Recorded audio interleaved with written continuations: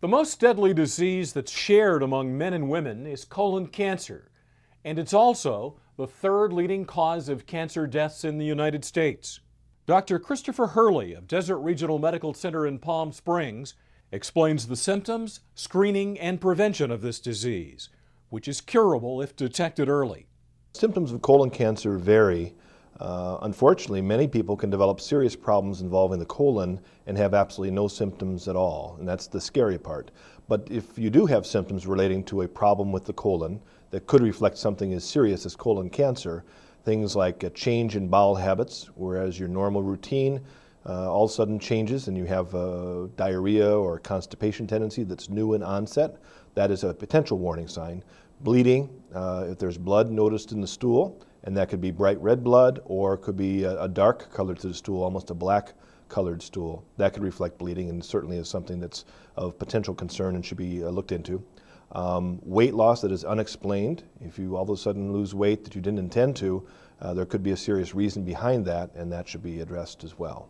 We're fortunate in the fact that colon cancer is a disorder that develops over an extended period of time. And we have, in addition to the warning signs potentially of something wrong with the colon, we have a precursor to colon cancer. 90+% of all colon cancers arise out of colon polyps. And polyps are benign growths that, if removed in that stage, take away the risk of that particular polyp ever developing into cancer. And with 90% of all colon cancers arising out of polyps, virtually all of those colon cancers are preventable in the sense that if you have a colonoscopy exam, have the polyps identified and removed, the risk of developing colon cancer from those is eliminated. So in large part, almost completely, colon cancer is a preventable disease. When should people be screened for colon cancer? Screening is the mainstay of treatment, and that involves typically a colonoscopy examination for everyone in our country at age 50 at the latest. If you have a family history of colon cancer or other special factors, and certainly if you have any symptoms, the evaluation with a colonoscopy exam could occur sooner, age 40 or less even. And unfortunately, despite colon cancer screening being recommended and colon cancer being largely preventable, only approximately 50 to 60% of the entire U.S. population actually undergo the recommended screening examinations. So unfortunately, about 25% of the time when colon cancer is detected, it is already beyond the confines of the colon and is what we term metastatic. It has spread to other organs.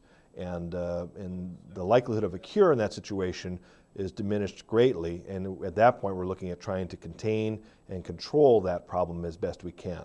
We asked Dr. Hurley about prevention of colon cancer.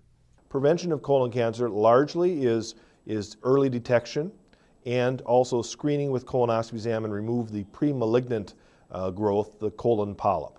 If you do that, then the risk of colon cancer reduces greatly. Largely, colon cancer is felt to be genetically predispositioned. There are genetic factors beyond our control that, all of which we don't understand, that place you at increased risk for developing colon cancer. We do, however, think that there are some environmental factors, mostly dietary, that may play a role. It's probably a lesser role, but it does play a role nonetheless. We generally think that a high fiber, low fat diet reduces your risk of colon cancer. There's some evidence to suggest that calcium supplementation reduces the risk of colon cancer.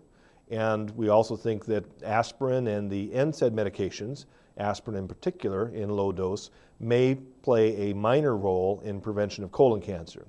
We don't have enough data on all of these to make firm recommendations that you should take an aspirin or you should take calcium to prevent colon cancer, but we do know that a high fiber, low fat diet from a general health standpoint has many benefits, and we certainly recommend that.